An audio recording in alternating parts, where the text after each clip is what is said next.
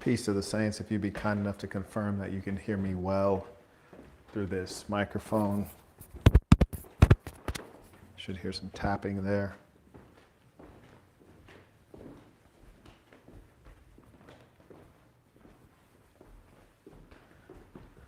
I want to talk to you today about obeying your man. And ladies, I can assure you, if the word obey bothers you, then I want you to know I do not categorize you as a woman who is meant to be a wife mother. A wife mother is a specific designation wherein we know that you are worthy of procreating with, sticking with, and supporting for a lifetime. So if you don't like the concept of obey, you might as well go ahead and cut this off right now. This is not for you. But if obey makes sense to you, if you get it instinctively, then continue listening. For the women who are feminine and who do submit to a man and want to have a happy, healthy family that has flow, hierarchy, and all of the good things that you would seek for your family, I want to give you a few recommendations. So, number one, I'd like to tell you that today women use their religion as a way to escape the leadership of their man. They say, I'll obey my man up until he goes against what God would have me do, or he goes against the Bible, or he goes against the Quran, or whatever you claim your religion to be. I can assure you that if you're an honest woman, a good woman, a woman of morality, you're not promiscuous, then you've selected the man that you actually want to be with, and he's a good man. If you grant me that he's actually a good man, then you should follow him, and you should put your faith in your man as you put your faith in God. It turns out that for a woman, her man is her religion. Her man is her God. And whatever reading you've taken of the Bible or the Quran, you might understand that many of the characteristics ascribed to God in your sacred text, you could ascribe to your man. God is a provider. Your man is a provider. God is a lead and guide. Your man is your lead and guide. And sometimes you all use religion to usurp his authority. And that is your wicked nature that is described in the story of Adam and Eve, or Hawa and Madan. Is it Hawa and Madan? Do you know about that? So anyways, I've never used this. This looks hella industrial. I'm not gonna lie to you. But it says, as seen on TV. I've always wanted to use one of these, infomercial cleaners. They always look so damn effective. There we go. I'm in the game now.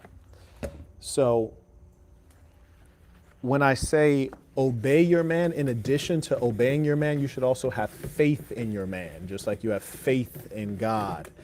And there was one movement on the East Coast, and they called the 5%ers. They say the gods and the earths. The woman is the earth, the man is God, and God rules over the earth. It's quite intriguing stuff.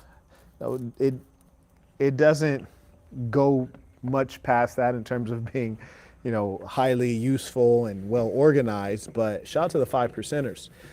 They had a meaningful concept there, which I want to essentially bring to you in terms of understanding that hierarchy. The problem is that sometimes women claim to be submissive, but they are not truly submissive. And the most important thing for a woman is selection, as it is for a man, is selection. You want to make sure that you select the right man, because once you've selected him, you're signed up. And you need to follow him. Even if you're following him off of a cliff, that man is your religion. And the problem lies in you being promiscuous and dealing with random men, or what's worse, getting pregnant by random men who you don't have faith in, you don't love, you don't respect, you don't admire, and you don't want to follow for a lifetime.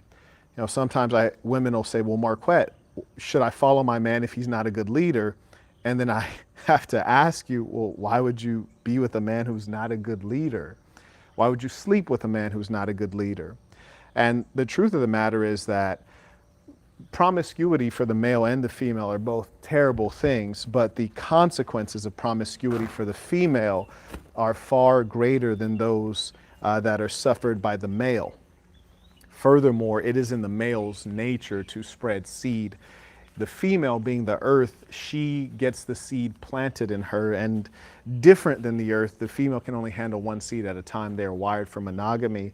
And if you look at the game as a situation, the truth of it, which is, I'm a woman, my best opportunity for the best man I can get is with my first birth, because there's no doubt that, generally speaking, men who are most worthwhile are not going to go for single moms or women who have already been planted in. So in as much as that's the case, get the best opportunity for you, but be realistic. So often women are not realistic. They think that they are in the Rolls Royce category when they're closer to a Toyota or a Genesis. You know, the Genesis is that car that's not that expensive, but it tries to look expensive. That's okay. Gentlemen, and ladies, if you'd be kind enough to confirm that you're hearing me through that microphone, you should have heard those taps. You can populate a 1 into the chat if you did, in fact, hear those taps. And I will tell you this, whatever this solution is, and I don't know these guys, and I almost never clean anything. I neaten, but I don't clean much. This is a pretty good solution out here. If you populate that 1 to confirm the audio is good, I want you all to get great audio. Okay, thank you. Appreciate that. So now, a lot of women will pretend to have an issue with what I said about them following their man as God, having faith in their man as God. And you see, that's quite peculiar, because nothing else about your religion do you take so seriously. You see, all of a sudden that's blasphemous, but it wasn't blasphemous when you were laying down with men before marriage. It's not blasphemous when you're catching all those bodies. It's not blasphemous when you're in the club. It's not blasphemous when you're eating pork. It's not blasphemous when you fail to cover your hair and head when you pray. None of that's blasphemous. So the truth of the matter is, it's not blasphemy, number one. And even if it was, that's not what bothers you, because you're not a religious zealot. You just use that as a way out, a way to avoid submission. And in addition, I would like to break this down a bit for you. So I say, obey your man. Obey. Now, sometimes people obey, or comply rather, and they do it begrudgingly. That's really not what you want. You don't want to do things begrudgingly. As a woman especially, you want to do it with kindness, and you want to always display lightness, be a pleasure to be around, be a woman who's hard to leave, a woman he's thankful to share space and time with, you see. So know this. In addition, or rather I should say, a component of obeying is to not engage in useless questioning. Because sometimes you position yourself as asking him questions because you don't understand or you're curious, when in actual fact, you're trying to change his mind or get him off of a particular position. So you badger him with questions. And dear, that's not quite right. No, it's not quite right. So I'll give you an example. You guys use questions, and this is more so for the feminine female, but also still the manipulative female. And frankly, you all are manipulators. There's just levels to things, and you should try your best to be at a level in which there's as little manipulation as possible. This is not to suggest that men, that we don't have our flaws. But anyways, have faith in your man as you have faith in God. You trust that God knows all. You trust that God sees all, which is to say God is not blind. You trust that God has a solution. God is all powerful, and you should have a similar faith in your man. For example, I was some time ago watching an interview with Aisha Curry, you know, the woman who invented Aisha Curry syndrome, coined by yours truly. She always wants to be the center of attention. But she was saying that Steph would have women flirting with him and he just doesn't see it. That's possible, but maybe Aisha should try having some faith that Steph is not a fool. Have some faith that her man is a wise man. Have some faith that he knows what to do. Have some faith that if things go awry, he can handle it. Have some faith. And more importantly, respect your man, obey your man as God. You never compare yourself to God. You never think your abilities to be comparable to God. God has awesome power. Awesome. You should be in awe of it. And that is the problem today. We have women thinking themselves to be men. They don't have the appropriate awe. And sometimes, in the absence of that awe, man, God, must display his strength, and usually doesn't go well for women. So be in awe of your man. Have faith in your man. Do not foolishly question your man. And always maintain that positivity. This especially goes to my black women and my feminists. Yes? Be positive. Speak positivity. Even sarcasm needs to stop. Joking unnecessarily in negative ways needs to stop. None of it is welcome. And even those men who may seem to be mild-tempered or light-hearted, sometimes with a man, they may flip. And certainly as a woman, you don't want to be around when that happens. You know, it might go from calm to explosive with not much in between. You may be thinking as he's escalating, then you calm him down. No, it might go from 0 to 100. And I assure you that generally speaking, that's not going to go well for anyone. So try your best to keep things going well. And remember, women are emotive and expressive. So when you guys have problems, you tend to say, hey, I got an issue with this. This is not going well. You like to hit us with this phrase, can we talk? Can we talk about this? Or can we talk? Do you have a minute? You know, I would be tempted to say, no, actually, I don't have a minute. I'm very busy today. I'll catch you next year. But you guys express yourselves. Men, when they don't like something or have a problem with it, they might just keep on going, not have a discussion, hope that you fix it, or not want to have that emotional conversation. They may hold in their annoyance and disappointment. And because they may be holding in that and a number of other things, doesn't mean that all's well. Doesn't mean you're doing a good job. You might be screwing up. He might be disappointed in you. Or he might just be waiting to feel better about that or about something else before he has a conversation. So don't be so foolish as to think, oh, well, he hasn't said anything wrong, all is well, or he hasn't said anything wrong, I'm doing a great job. Maybe not. So, for example, there are various ways. I'm going to have to consider buying a new trash can. Does this one go in the video studio? Is that where this came from? Okay. But anyways, you may be thinking to yourself, yeah, I'm doing a great job.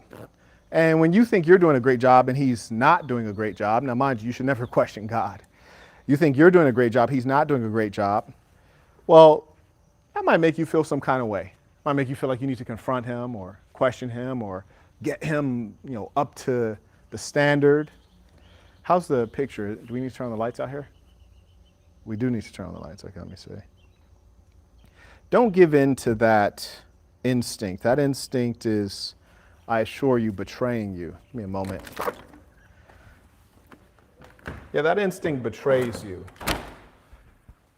There have been times in which a woman has questioned me. Mostly I just ignore it because I don't need to answer to anyone. Woman, man, anyone. But certainly not a woman or my woman. It's just not necessary. But that doesn't mean that it's forgiven when you're questioning me and the underlying driving force of you questioning me is you questioning my integrity, my honesty, or you displaying that you have a lack of faith. It's not forgotten or forgiven. So for example, say you are a proper man and you're living like the pharaohs, which is my hope for all of the great men of the earth, is that you get to live well.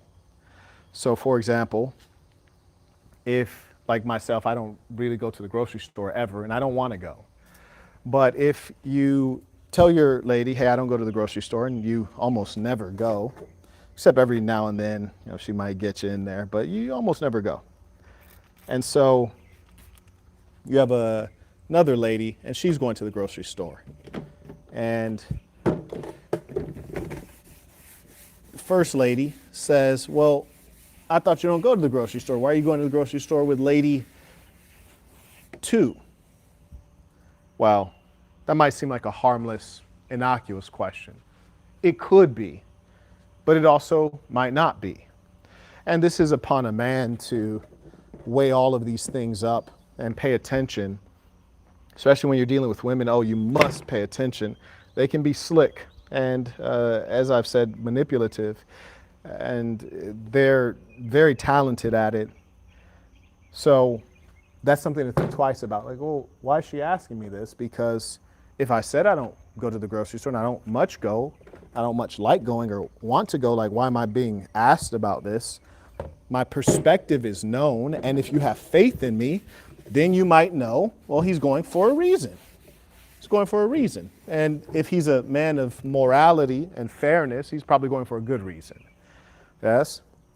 Maybe he's going because he's been indoors for the last 8 days, hasn't gone out really, hasn't seen any human beings. Or maybe he wanted to get me a gift, and so he's going out with the other wife to personally buy me a gift because he wanted to reward me for something.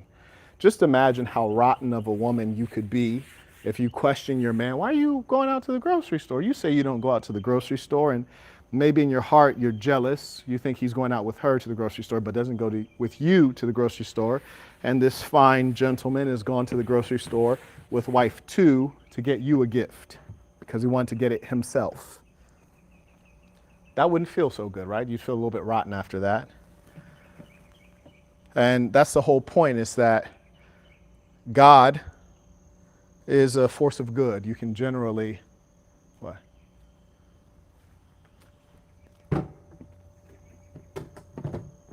One moment. I can mute this. Maybe. I don't know. I don't know if I muted that. Okay. You guys can confirm that you can still hear from this mic. Should have heard that tapping. They confirm with a 1 that they can still hear from this microphone. Yes? Okay, fantastic. Yeah, so anyways, God is a force of good. You should have faith in God. You should obey God and know that, whatever's happening in your life, in your experience, and whatever God is doing in your life, God is usually doing it, not even usually, God is always doing it for good reason. And know that if you have a man who is a good man, and really that should only be the case, then you have to know that everything he's trying to do, even if it doesn't work, is to add up to something good and positive. And he's making his best effort to be fair, to be kind, to be generous as appropriate. Do not get in the way of God's plan. Do not interfere with God's plan. You may have your own wants and desires, but do not create conflict or problem with God's plan. As many of you may have heard, especially those of you who are Christians, they may say, even the Muslims, they may say, you make your plans and God makes his plans, and guess whose plans are going to come to fruition. So let me see if anyone sent any comments, questions as we go through. So I think this is actually hugely important. And do know, gentlemen, I know we have ladies and gentlemen, this channel has a lot of good game for women. So do share these videos. I try to make them palatable to women as much as possible. Let's see.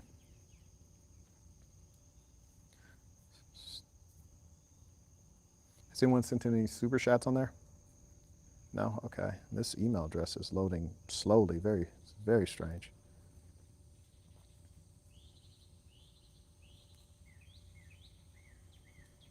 Okay. Let's see. By the way, shout out to Andrew, who just got a shirt from sasnbrand.com. He got the Smile If I'm Sexy shirt. I was just wearing that one yesterday. Beautiful piece. He got it in a very nice color in Lagoon Blue. I'm learning new colors. Yeah, that's one of the shirts that I like because it's a conversation starter. It's always good to make new friends, make new acquaintances. Oh, strangely. Okay, very good. All right, well, you guys must have gotten a fill of the game. If no one's supporting the work, I assume that you guys, maybe this might not be your topic. I appreciate those of you who have hit the like button, which is approximately 50% of you. So thank you to that 50%. Everyone else, excuse me, everyone, until next time. Peace to the saints.